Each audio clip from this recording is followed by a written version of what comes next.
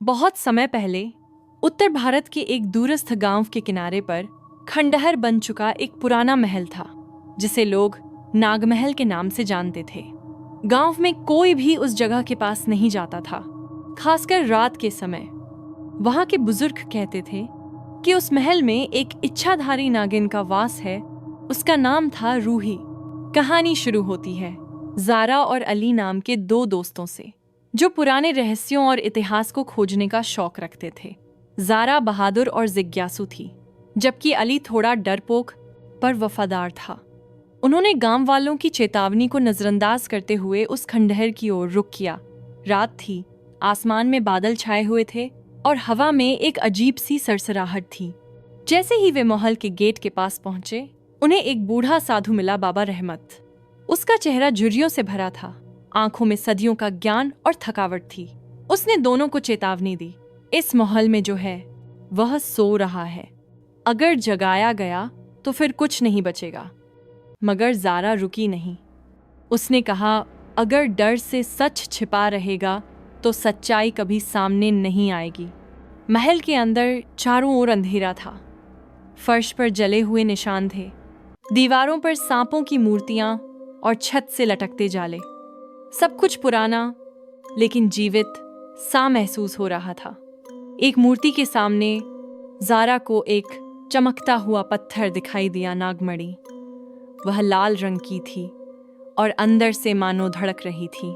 जैसे ही ज़ारा ने नागमणि की ओर हाथ बढ़ाया, हवा तेज हो गई और एक रहस्यमयी महिला प्रकट हुई, बेहद सुंदर। लेकिन उसकी आंखों में अजीब सी चमक थी। वह थी रूही, इच्छाधारी नागिन। उसका रूप मोहक था, पर उसकी आत्मा जलती हुई।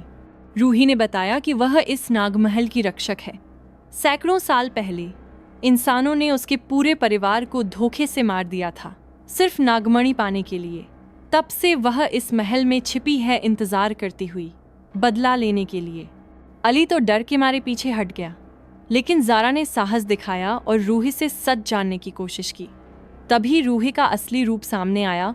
उसका निचला शरीर एक विशाल नाग का था और आंखें खून की तरह लाल हो गईं। उसका क्रोध पूरे महल में गूंज उठा। तभी बाबा रहमत भीतर आए।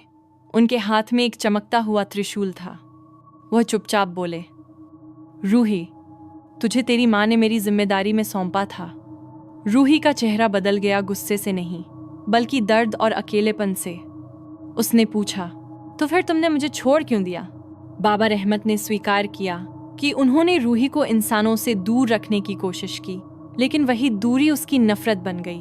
अब रूही नागमणि को छूकर अमर शक्ति पाना चाहती थी, लेकिन बाबा ने चेतावनी दी, अगर तुमने नागमणि को छू लिया तो इंसान बनने की तुम्हारी आखिरी उम्मीद भी खत्म हो जाएगी। ज़ारा आगे बढ़ी। उसने रूही से कहा कि बदला लेने से आत्मा को शांति नहीं मिलती, सिर्फ माफी और मुक्ति ही उसका रास्ता है। रूही के भीतर कुछ बदलने लगा।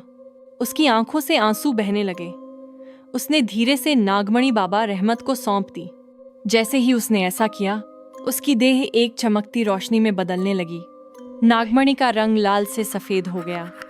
रूही की आत्मा अब मुक्त थी और वह ऊपर की ओर उड़ती चली गई, शांति की ओर। अगली सुबह ज़ारा और अली महल से बाहर निकले। पीछे देखा तो पूरा नागमहल मिट्टी में बदल रहा था, जैसे उसका काम अब पूरा हो चुका था। हवा अब शांत थी और सूरज की पहली किरणें उनकी आंखों में चमक रही थीं।